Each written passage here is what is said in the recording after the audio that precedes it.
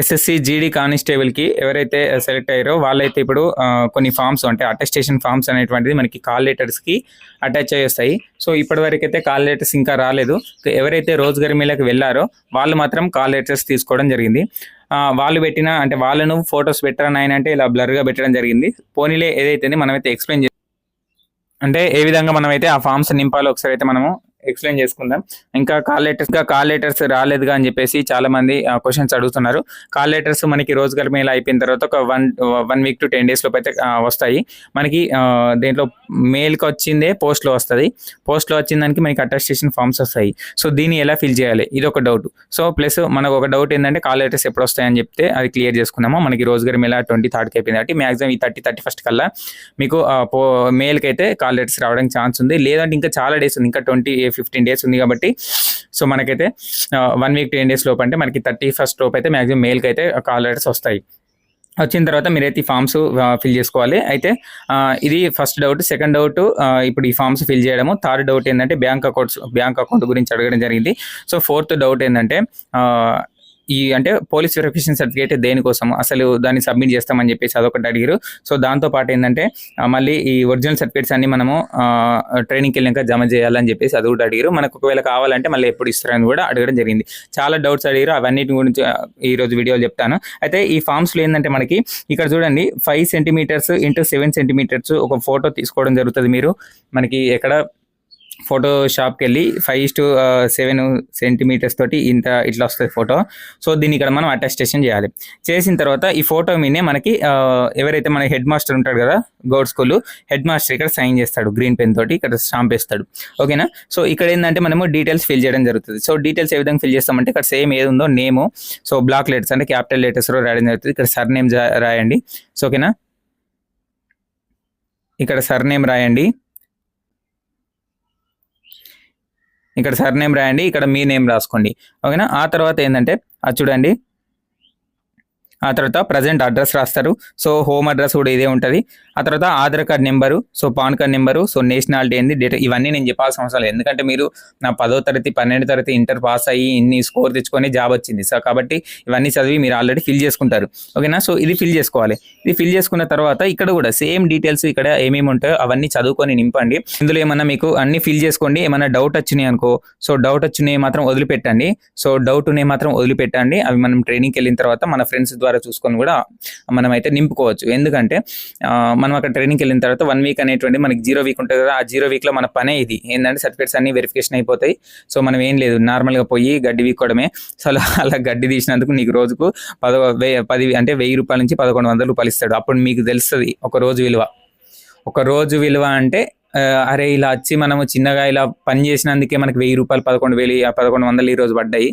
మన ఇంటి దగ్గర రోజు పొద్దున కైకిలు పోయి పొద్దున 9కి పోయి సాయంత్రం 5:30 వస్తే వాళ్ళకి 250 నుంచి 300 రూపాయలు వస్తున్నాయి. అవునా. సో మీకు తెలుస్తుంది. ఒక రోజు పోయి ఆడ కూర్చొని టైంపాస్ ఆ గడ్డి కూడా పీకరు, ఏం చేయరు, సొల్లు ముచ్చట్లు పెట్టుకుంటూ ఉంటారు. సో దానికోసం మనకి 1000 నుంచి 1100 రూపాయలు ఇస్తాడు. అప్పుడు మనకి జాబ్ విలువ తెలుస్తుంది, అప్పుడు మనకి పైసా విలువ తెలుస్తుంది, అప్పుడు మనకి ఇంటికాడ ఎంత కష్టపడుతున్నారని చెప్పేసి ఇంటికాడ వాళ్ళు పడే బాధ గురించి మీకు తెలుస్తుంది అప్పుడు. ఎందుకంటే పొద్దున్న 9 నుంచి 5 వరకు పనిచేసే వాళ్ళకు వచ్చే 250 నుంచి 300 రూపాయలు. ఓకేనా. అలాంటిది మీరు టైంపాస్ చేసి మరీ డబ్బులు తీసుకుంటారు. అప్పుడు మనకు ఇంటోళ్ళ బాధలు, కూలీ వెళ్ళే బాధలు, ఓకేనా. సో వీళ్ళ బాధలు ఏందో అప్పుడు మీకు తెలుస్తుంది. సరేలే పోన్లే, ఇవన్నీ నింపుకుంటారు మీరు. ఓకేనా. సో ఇక్కడ కూడా ఫాదర్ నేము, మదర్ నేము అవి రాసుకొని సో ఇక్కడ ఏమేమో మీకు ఉంటాయో ఒకసారి చదువుకొని మీరు మ్యాక్సిమం ఫిల్, ఎందుకంటే నాకు ఇలా బ్లర్ ఉంది కాబట్టి నాకు కనబడతలేదు. సో ఇవన్నీ ఫిల్ చేస్తారు. నేను ఎక్కడెక్కడ ఎవరెవరు సంతకం కావాలో అవి మాత్రం చెప్తాను. సో మీకు డౌట్ నే మాత్రము ఇందులో వదిలిపెట్టేసి మీరు తర్వాత నింపుకోవడం ప్రయత్నం చేయండి. ఆ తర్వాత సేమ్ ఈ డీటెయిల్స్ అన్ని నింపుకుంటారు కదా. సో ఇవన్నీ నింపుకున్న తర్వాత ఏంటంటే ఇక్కడ ఎస్ నో అని కూడా మీరు పెట్టేసుకుంటారు. సో వీటి తర్వాత యాక్చువల్గా ఏంటంటే సిఎస్ఎఫ్ వాళ్ళకు ఇలాంటి ఫామ్స్ మనకి ఒక 2 sets వస్తాయి. ఐ థింక్ 2 to 4 వస్తాయి. 2 to 4 ఏమో వస్తాయి. అవన్నిటి కూడా మనకి ఒక 4 photos తీసుకొని పెట్టుకొని సేమ్ ప్రాసెస్ స్టాంప్ వేసి ఇక్కడ సైన్ చేస్తాడు. ఓకేనా. అలా హెడ్ మాస్టర్ దగ్గరనే వేయించుకోవచ్చు. హెడ్ మాస్టర్ దగ్గర మనకి 2 పనులు అయిపోతాయి, ఒకటే సరిపోతాయి. ఇలాంటి అటెస్టేషన్ ఫామ్స్ అంటే ఈ అనెక్సర్ మీద ఇలాంటి 2 ఫోటోలు పెట్టి 2 సార్లు సంతకం పెట్టాలి. ఒకటి సర్టిఫికేట్ మీద అంటే క్యారెక్టర్ సర్టిఫికేట్. ఇప్పుడు వీటి గురించి చెప్తాను చూడండి. సో ఇదేంటంటే సర్టిఫికేట్ ఆఫ్ క్యారెక్టర్. సో దీని మీద ఏంటంటే ఈ డీటెయిల్స్ మీరు నార్మల్గా మీ పేరు, ఊరు, అన్నీ రాస్తారు. ఓకేనా. సో రాసిన తర్వాత ఇక్కడ ఏమని ఇచ్చిందా, for the last dash years of month, మీరు ఎన్ని సంవత్సరాల నుంచి వీళ్ళకి తెలుసు అని చెప్పేసి రాస్తాం. సో మనకి నీ డేట్ ఆఫ్ బర్త్ ఎంత, ఇప్పుడు సపోజ్ 24 ఇయర్స్ అనుకో, 24 ఇయర్స్ అని రాసినా ఇంకా, లేదా 20 ఇయర్స్ అని రాసినా నో ప్రాబ్లం. సో అక్కడ ఏదో ఒక ఇయర్ అయితే రాసుకోండి. సో అలా రాసిన తర్వాత ఏంటంటే ఇక్కడ కింద మళ్ళీ ఇక్కడ మన పేరు రాస్తాం. రాసిన తర్వాత ప్లేసు, సిగ్నేచరు, డేటు, డిసిగ్నేషన్. అంటే ఇది మనం ఎవరైతే సైన్ చేపిస్తామో, ఇప్పుడు మేమేం చేసినాం అంటే మా గవర్నమెంట్ యొక్క హెచ్ఎం దగ్గరికి వెళ్ళి సో అక్కడ సైన్ చేపించినాం. సో ఆయన డిసిగ్నేషన్ ఏంటిది అని చెప్పేసి ఇక్కడ ఒక స్టాంప్ ఇస్తాడు. ఇంకొక దగ్గరికి వెళ్ళి ఇంకొక గ్రీన్ పెన్ తోటి సంతకం పెట్టేయాలి. సో నేను మోడల్ స్కూల్కి వెళ్ళినాను అప్పుడు, లింగపూర్లో ఒక మోడల్ స్కూల్ ఉంటే మోడల్ స్కూల్ దగ్గరికి వెళ్ళి ఇక్కడ ఒక స్టాంప్ ఒకటి పెట్టించడం జరిగింది. సో ఇలా ఈ 2 పెట్టిన తర్వాత మనకి ఈ డిఎం ఉంటారు కదా, సో అంటే ఎస్డిఎం కానీ డిఎం కానీ వీళ్ళు డైరెక్ట్ పెట్టకుండా ఈ 2 పెట్టిన తర్వాత మనం ఏం చేయాలంటే మళ్ళీ ఎంఆర్ఓ దగ్గరికి పోవాలి. ఎంఆర్ఓ సైన్ దగ్గరికి పోవాలి. ఎంఆర్ఓ ఉట్టిగా పెడతాడా, మళ్ళీ ఎంఆర్ఓ కంటే ముందు ఎవరు ఉంటారు, సో మనకి గిరిదవార్ అని చెప్పేసి వాళ్ళు ఏదైనా ఒకటి, లేదంటే విఆర్ఓ లేదు, అప్పుడు విఆర్ఓ ఇట్లా సంతకం చేసి మళ్ళీ ఎంఆర్ఓ దగ్గరికి పోతే అప్పుడు ఎంఆర్ఓ సంతకం పెడతాడు. ఎంఆర్ఓ సంతకం పెట్టిన తర్వాత మనం దీన్ని పట్టుకొని మళ్ళీ మన డిస్ట్రిక్ట్ లెవెల్ పోవాలి. డిస్ట్రిక్ట్ లెవెల్ పోయినాక ఏం చేస్తాడు అక్కడ డిఎం కానీ ఎస్డిఎం కానీ. సో మేమైతే డైరెక్ట్ కలెక్టర్ దగ్గరికి పోయి సార్ మాకు ఇట్లా సంతకం కావాలంటే డైరెక్ట్ ఎవరు కూడా కలెక్టర్ పెట్టాడు. మనం భర్తీ అయిందేమో సిపాయి ఉద్యోగం అంటే కానిస్టేబుల్ ఉద్యోగం. సో మన ఫామ్ మీద కలెక్టర్ సంతకం పెడతాడా, లేదు అంటే సబ్ డివిజనల్ ఆఫీసర్ కానీ, లేదంటే మాకు అప్పుడు ఐ థింక్ డిఓ ఏమో పెట్టినట్టున్నాడు. సో అప్పుడు డిఓ పెట్టడం జరిగింది. సో ఇలా ఈ ఫామ్ అయిపోతుంది కదా. సో ఈ ఫామ్కి మనకి ఇది పీవీసీ పోలీస్ వెరిఫికేషన్ సర్టిఫికేట్ ఎక్కడ అవసరం ఉంటుంది అంటే, సో ఈ ఎంఆర్ఓ పెడతాడు, అడగడు పోలీస్ వెరిఫికేషన్ సర్టిఫికేట్ ఏం అడగడు. సో ఎందుకంటే వాళ్ళ దగ్గర డీటెయిల్స్ ఉంటాయి, ఒకవేళ అడిగితే చూపెట్టండి. సో ఈ మన స్కూల్ వాళ్ళు గ్రీన్ పెన్ వాళ్ళు కూడా అడిగారు. ఇక్కడ ఎస్డిఎం దగ్గరికి వెళ్ళేసరికంటే పోలీస్ వెరిఫికేషన్ సర్టిఫికేట్ జిరాక్స్ అయితే మనం అటాచ్ చేసి అప్లై చేయడం ఉంటుంది. ఓకేనా. సో ఇది ఆ తర్వాత ఇంకొకటి చూడండి, క్యారెక్టర్ అండ్ యాంటిసిడెంట్ సర్టిఫికేట్. మరి ఇది ఎవరి దగ్గర ఫిల్ చేయించాలి, అదేమో కలెక్టర్ లేదా ఆర్డీఓ లేదా అక్కడికి పోవాలన్నారు కదా. సో మరి ఇది ఎవరి దగ్గర అంటే, ఇది సేమ్ నువ్వు డీటెయిల్స్ అన్ని నింపుతావు, రెసిడెన్స్ రాస్తావు, డిస్ట్రిక్ట్ రాస్తావు, మనకి పోలీస్ స్టేషన్ రాస్తావు, స్టేట్ రాస్తావు. రాసిన తర్వాత నీకు ఇచ్చినటువంటి పోలీస్ వెరిఫికేషన్ సర్టిఫికేట్ పట్టుకొని నువ్వు మన మండలి యొక్క ఎస్ఐ దగ్గరికి పోతావు. ఎస్ఐ సార్ దగ్గరికి అయినాక మేము చక్కగా సర్టిఫికేట్ పెట్టుకుని ఎస్ఐ సార్ దగ్గరికి పోయి ఏంటిది బాబు అని అంటే, సార్ ఇట్లా మాకు జాబ్ వచ్చింది సెంట్రల్లో, అంటే సిఏపిఎఫ్లో, ఒకనికి ఐటీబీపీ వచ్చింది, మాకు అప్పుడు ఇద్దరికి ఏమో సిఐఎస్ఎఫ్ వచ్చింది, ఒకనికి అస్సాం రైఫిల్ వచ్చింది, నలుగురంగా పట్టుకొని పోయినాక మాతోటి కాసేపు మాట్లాడిండు, అంటే సంతకం పెట్టి కాసేపు మాట్లాడింది. ఇక్కడ ఎవరు ఎస్ఐ సంతకం పెడతాడు. ఓకేనా. సబ్ ఇన్స్పెక్టర్ యొక్క సంతకం పెడతాడు. ఆ సంతకం పెట్టడానికి మనకి పోలీస్ వెరిఫికేషన్ సర్టిఫికేట్ అడుగుతాడు. పోలీస్ వెరిఫికేషన్ సర్టిఫికేట్ చూసి అతనికి డౌట్ వచ్చి ఇంకొకరికి కాల్ చేసిండు, సార్ ఇది మన సిపి దగ్గర నుంచి సంతకం ఉంది, పోలీస్ వెరిఫికేషన్ సర్టిఫికేట్ మన సిపి వెరిఫై చేసిండు, సో ఈ సంతకం కోసం వచ్చిందని చెప్పేసి ఆ ఎస్ఐ ఏం చేసిందంటే, అప్పుడు సాంబా శివమూర్తితో సంథింగ్ ఉండే మా దగ్గర ఎస్ఐ సార్, ఆయన ఇంకొకరికి ఫోన్ చేసి కనుక్కున్నాడు. ఓకే అట్లా ఉంటే మన వెరిఫై అయినట్టే అంటే అప్పుడు సంతకం చేసి ఏమన్నాడంటే, మీదే నయం రా నాయన సెంట్రల్ జాబ్లు, మీకు ఇప్పుడు పోతేనే 35,000 నుంచి ప్లస్ పైన వస్తాయి, ఆ తర్వాత మీరు డ్యూటీకి ఎక్కిన తర్వాత 40,000 పైన వస్తాయి. ఇప్పుడు ఈ స్టేట్లో చూసినావా ఎస్ఐకే జాబ్కే 45,000, ఇప్పుడు మాకు 50,000-60,000 వస్తుంది. సో మీరు అలాంటిది స్టార్టింగ్లో తీసుకుంటారు, మీ ఇంత ఎక్స్పీరియన్స్ అయినాక మాకు ఇంత డీజన్ తీసుకుంటామా అని చెప్పేసి అప్పుడు ఆ ఎస్ఐ సార్ అనడం జరిగింది. ఓకేనా. సో ఎవరు ఏదో అన్నారు కానీ చెప్తున్నా. ఓకేనా. ఈ సర్టిఫికేట్స్ అయితే మ్యాక్సిమం మనకి ఆంటిసిడెంట్ సర్టిఫికేట్స్ కానీ, సో క్యారెక్టర్ సర్టిఫికేట్ కానీ ఇవైతే మనకి అటాచ్ అయ్యి వస్తాయి, అవి తీసుకోండి. ఆ తర్వాత ఏంటంటే ఎస్బీఐ అకౌంట్ వచ్చేసి ఏంటంటే, ఎస్బీఐ అకౌంట్కి చాలా డేస్ ఏం పట్టదు. సో మీరైతే ఫస్ట్ చెక్ బుక్ అయితే అప్లై చేసుకోండి. ఎవరికైతే ఎస్బీఐ ఉందో, ఎస్బీఐ సింగిల్ అకౌంట్, సిఎస్ఎఫ్ వాళ్ళకైతే సింగిల్ అకౌంట్ అడగడం జరిగింది. సో చెక్ బుక్ రావడానికి మనకైతే 1 వీక్ పడుతుంది కాబట్టి ఇప్పుడే అప్లై చేసుకొని పెట్టుకోండి. ఎందుకంటే 1 వీక్ పోయి 15 రోజులు పడ్డా కానీ సో మనకి ప్రాబ్లం ఉండదు కాబట్టి చెక్ బుక్ వస్తుంది. ఫస్ట్ టైం చెక్ బుక్ తీసుకుంటున్నారు. చెక్ బుక్ అంటే ఎన్ని రోజులు తీసుకోలేదు కాబట్టి ఫస్ట్ టైం చెక్ బుక్ తీసుకోబోతున్నారు మీరు. సో అదృష్టం మీకు వచ్చింది. చెక్ బుక్ ఉండాలంటే అందులో కొద్దిగా మినిమం డబ్బులు ఉండాలని చెప్తాడు. ఆ డబ్బులు వేసుకొని చెక్ బుక్ తీసుకోండి. ఎన్ని పేజీలు కావాలి అంటారు. సో ఎన్ని పేజీలు ఉన్నా పర్లేదు. ఎందుకు అసలు చెక్ బుక్ ఎందుకు అని చెప్పేసి ఎవరికైనా డౌట్ వచ్చిందా? సో ఆ డౌట్ వచ్చిందని వాళ్ళకి చెప్తా చూడండి. చెక్ బుక్ ఏంటంటే మనం పోయిన తర్వాతనే ఫస్ట్ ఏం చెప్పినా నేను, సో మనకి ట్రైనింగ్ పోయిన తర్వాత ఎంత డబ్బులు అవసరం ఉంటాయి అంటే, నేనేమన్నా ట్రైనింగ్లో ఒక 15,000 కంటే ఎక్కువ ఏం అవసరం ఉండదు. సో మీరు పోతే ఏంటంటే మనకి ఒకవేళ అర్జెంట్ అవసరం ఉన్నా కానీ మనకు ఫోన్పే, గూగుల్ పే చాలా ఉన్నాయి. సో వాటికి సెండ్ చేస్తారు. సో మనకి ఏంటంటే నీ ఖర్చుల కోసం ఉంచుకొని, సో పోతే మనం ఏంటంటే ఒక 8,000 రూపాయలు మాత్రమే అక్కడ మెస్ ఫీజు కాసన్ మనీ జమ చేస్తాం. సో 8,000 పోయి ఇప్పుడు 10,000 ఏమన్నా అయితే కావచ్చు. సో 8,000 అయితే మనమైతే జమ చేస్తాం అంతే. ఆ తర్వాత మన ఖర్చుల కోసమే నీకు డబ్బులు ఉంటుంది కదా తప్ప మనకైతే ఎక్కువ ఖర్చులు ఉండవు. సో కానీ నీ సేఫ్టీ కోసము నీ దగ్గర ఒక 15,000 నుంచి 20,000 ఉంచుకో. అంటే ఆన్లైన్లో ఉంచుకోవడం చాలా బెటర్. మన దగ్గర లిక్విడ్ ఉంటే పోతాయి. సో ఒక 15 నుంచి 20,000 అయితే మన నీ దగ్గర పెట్టుకో. సరే లిక్విడ్ పెట్టుకో, లిక్విడో ఏదో ఒకటి పెట్టుకో. ఉంచుకున్న తర్వాత 8,000 ఏం చేస్తామంటే మనం కాసిన మనీ డైరెక్ట్ ఎవరికి ఇయ్యం. ఎందుకంటే మనం ఇప్పుడు జాయిన్ అయ్యేది ఒక గవర్నమెంట్ వ్యవస్థ, గవర్నమెంట్ సంస్థ. ఈ గవర్నమెంట్లో కరప్షన్ అనేటువంటిది అసలు ఉండదు. మన దగ్గర సెంట్రల్లో అయితే అస్సలు జీరో కరప్షన్. నేనైతే 100% చెప్తున్నాను. ఎందుకంటే ఈవెన్ మేము ఎయిర్పోర్ట్లలో చేసేటప్పుడు అక్కడ సామాన్స్ ఉంటాయి కదా, ఇప్పుడు బీహార్లో అనుకో సపోజ్ గంగా నది ప్రవహిస్తుంది కదా, గంగా నీళ్ళు తీసుకుపోతారు.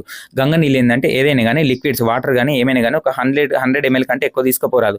అలాంటిది గంగా నీళ్ళు ఏంటంటే వాళ్ళు తీసుకొచ్చి అక్కడ పెడితే సార్ దీన్ని అలో చేయము అని చెప్తే కూడా వాళ్ళు ఏమన్నారు, సార్ గంగా నీళ్ళు సార్ ఎట్లా పారే వస్తాం అంటే మీరు అక్కడ పెట్టండి సార్, హౌస్ కీపర్ వాళ్ళు వచ్చేసి తీసుకెళ్తారంటే సరే సార్ మీరైనా తీసుకురా అంటే మేము తీసుకోవడానికి కుదరదు సార్, మీరు కావాలంటే ఒక చిన్న బాటిల్ ఇస్తాం, అందులో 100 ml వాటర్ తీసుకొని మిగతా అక్కడ పెట్టాను అన్నారు.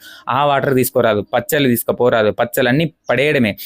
నెయ్యి డబ్బాలు, గీ డబ్బాలు, స్వీట్స్, ఏమైనా స్వీట్స్ అంటే గీ ఉంటాయి కూడా, ఆ గీ క్వాంటిటీ ఎక్కువ ఉన్న స్వీట్స్ కానీ ఇవన్నీ కూడా అసలు టచ్ చేయడం అంటే తీసుకోవడానికి అయితే అస్సలు జీరో పాసిబిలిటీ. అలాంటి కరప్షన్ ఏ విధంగా జరుగుతుంది అనుకుంటారు చెప్పండి? ఎందుకంటే ఈవెన్ నేను ఆ గంగా వాటర్ కూడా సార్ని అడిగిన, సార్ ఈ గంగా వాటర్ అయినా మనం తీసుకోవచ్చు అంటే లేదు బాబు మనం తీసుకోరాదని అన్నాడు. సో కాబట్టి అసలు సెంట్రల్ గవర్నమెంట్ జాబ్లో అంటారు కదా, గవర్నమెంట్ జాబ్ అంటే కరప్షన్ ఒక పేరు పోతుంది, కానీ సెంట్రల్ మనం చేసే జాబ్లో అయితే జీరో కరప్షన్ తోటి మనమైతే 100% న్యాయం చేస్తున్నాం మనం తీసుకున్న శాలరీకి అని నాకు అనిపించింది. సో అలాంటి అప్పుడు మనము ఈ 8,000 డైరెక్ట్గా ఎవరికైతే హ్యాండ్ ఓవర్ చేయలేము. సో చేయలేం కాబట్టి మనం ఏం చేస్తామంటే ఈ చెక్ బుక్ నుంచి మనమైతే ఈ 8,000 రూపాయలు అయితే మనము రాసి అప్పుడు వాళ్ళకి ఇస్తే అప్పుడు వాళ్ళ డబ్బులు అయితే మనకైతే కాసిన మనీ అంటే మెస్కి అయితే కట్ అయిపోతుంది అన్నమాట. అందుకే చెక్ బుక్. ఆ తర్వాత నీకు చెక్ బుక్ దేనికి కూడా అవసరం ఉండదు, ఓకేనా, దేని కూడా అవసరం ఉండదు. సో ఇక బ్యాంక్ అకౌంట్కి వస్తే ఎస్బీఐ ఏంటంటే కొంతమందికి అంటే సింగిల్ అకౌంట్ తీసుకోవాలా జాయింట్ అకౌంట్ తీసుకోవాలా అని అంటారు. సో సింగిల్ అకౌంటే మ్యాక్సిమం అడుగుతాడు, కానీ అస్సాం రైఫిల్ వాళ్ళకి మాత్రం జాయింట్ అకౌంట్ అడగడం జరిగింది గత ఏడాది. సో జాయింట్ అకౌంట్ ఇప్పుడు సింగిల్ అకౌంట్ ఉన్న వాళ్ళు జాయింట్ అకౌంట్ గానీ అయితే కన్వర్ట్ చేసుకోవచ్చు. ఎందుకంటే ఫస్ట్ ఇప్పుడు నీకు చెక్ బుక్ కావాలంటే ఎస్బీఐ అకౌంట్ కావాలి. ఎస్బీఐ అకౌంట్ కావాలంటే నువ్వైతే ఫస్ట్ జాయింట్ తీసుకోవాలా సింగిల్ తీసుకోవాలని డౌట్లో ఉంటావు కాబట్టి ఫస్ట్ అయితే సింగిల్ తీసుకొని ఆ తర్వాత జాయింట్కి టైం నాకు ఐడియా లేదు, జాయింట్ అయితే చేసుకోవచ్చు కదా, సో జాయింట్ తర్వాత చేసుకోవచ్చు కదా. సో ఆ విధంగా ట్రై చేయండి. సో ఇంకొంతమంది అడిగేది ఏంటంటే అన్న సిఏపిఎఫ్కి అంటే సిఏపిఎఫ్ అకౌంట్ తీసుకోవాలా ఎస్బీఐ అని చెప్పేసి చాలా మంది అడగడం జరిగింది. సిఏపిఎఫ్గా మనమైతే కన్వర్ట్ చేసుకోవచ్చు. ఫస్ట్ ఎవరైతే అకౌంట్ తీసుకుంటున్నారో కొత్తగా ఆ అకౌంట్ తీసుకునేటప్పుడు వాళ్ళకి ఏంటంటే సిఏపిఎఫ్గా కన్వర్ట్ చేస్తాడు. ఇప్పుడైతే మనకి కాల్ లెటర్స్ అంటే మనకి మూవ్మెంట్ ఆర్డర్ ప్రకారం అయితే మనకైతే డైరెక్ట్ చేస్తాడు. కానీ నాకు ఆల్రెడీ జీరో అకౌంట్ ఉండే, అప్పుడు జీరో అకౌంట్ నేను రెగ్యులర్ అకౌంట్గా కన్వర్ట్ చేసుకున్నాను కాబట్టి నాకు సిఏపిఎఫ్ అకౌంట్గా కన్వర్ట్ చేసుకోవడానికి పాసిబుల్ కాలేదు. ఆ తర్వాత నేను ట్రైనింగ్ అయిపోయిన తర్వాత ఏంటంటే కంపల్సరీ మనం డ్యూటీ యూనిట్కి కనుక మన ఎస్బీఐ అకౌంట్ నుంచి సిఏపిఎఫ్ కన్వర్ట్ చేసుకోవాలి అని చెప్పేసి మనకి చాలా నోటీసులు అయితే పెడతారు, మనకి అనౌన్స్మెంట్ అయితే చేస్తారు. ఎవరైతే సిఏపిఎఫ్ లేదో సిఏపిఎఫ్ చేసుకోండి అంటారు. అలా అన్న తర్వాత నేను మళ్ళీ అంటే ట్రైనింగ్ అయిపోయిన తర్వాత ఇంటికి వెళ్ళిన తర్వాత మన 2 ఏళ్ల పే స్లిప్ని తీసుకెళ్ళి మనము దానికి జమ చేసి ఒక ఫామ్ ఫిల్ చేసి సిఏపిఎఫ్ కన్వర్ట్ చేయండి సార్ అంటే 1 day లోపు నీకు సిఏపిఎఫ్ బ్యాంక్ అకౌంట్ కన్వర్ట్ అయిపోతుంది. ఎందుకు సిఏపిఎఫ్ కన్వర్ట్ అవ్వడం అంటే ఎస్బీఐ నుంచి CAPF central armed police force వాళ్ళకి ఇన్ కేస్ మనకి ఏమన్నా యాక్సిడెంట్ అయ్యి చనిపోయినా కానీ మనకి 50 lakhs ఉంటే దాన్ని ఇప్పుడు 1 crore చేసినట్టున్నారు. లేదు ఏమన్నా మనకి లాంగ్ టర్మ్ డిసీజ్ వచ్చేసి లేదంటే ఏమైనా ఇంజురీస్ అయినాకో మనకి 50 lakhs వరకు ఇవ్వడం జరుగుతుంది. సో ఇలా ఎస్బీఐ ప్రొవైడ్ చేస్తాయి అన్నమాట. అందుకే మనకి సిఏపిఎఫ్కి అయితే లింక్ చేసుకుంటే బెటర్, ఓకేనా. సో ఇదైతే second doubt, SBI CAPF cheque book. ఇదైతే ఈరోజు వీడియో. ఇంకేమన్నా నాకు క్వశ్చన్ ఇంకా గుర్తుకు రావట్లేదు, ఇంకేమైనా చెప్దామంటే ఇంకేం లేవు. నెక్స్ట్ బ్యాచ్ వాళ్ళకి ఏంటంటే మీకైతే టైము చాలా తక్కువ ఉంది. ఫిబ్రవరిలో ఎగ్జామ్ కాబట్టి ఇంకో 1 month ఉంది.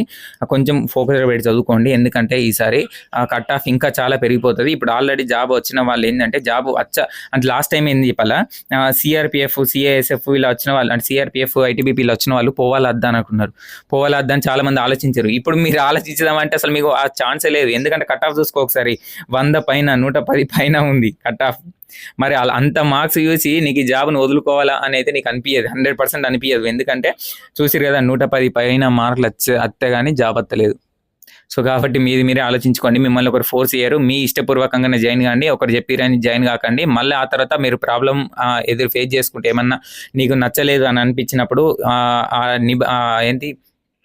అబద్ధాన్ని నిందని నిన్ను ఎవరైతే పంపిరో వాళ్ళ మీద వేయకండి. మీకు అన్ని తెలుసుకొని నీకు నచ్చితేనే జాయిన్ గా, లేదంటే లేదు, ఓకేనా. అది నువ్వు ముందు చేయాల్సిన పని, కానీ ఇప్పుడు చేస్తున్నావు. అది నీ ఇష్టం. ఒకసారి కట్ ఆఫ్ కూడా ఆలోచించుకో. Phone SSC GD cut off north cut ఆఫ్లో మారబోతుంది, సౌత్ కట్ ఆఫ్. సో కాబట్టి ఒకసారి ఆలోచించుకొని జాయిన్ కావండి. ఇంకేమైనా డౌట్స్ ఉంటే కమెంట్ చేయండి, వీలైతేనైతే ఎక్స్ప్లెయిన్ చేస్తాను వీడియో.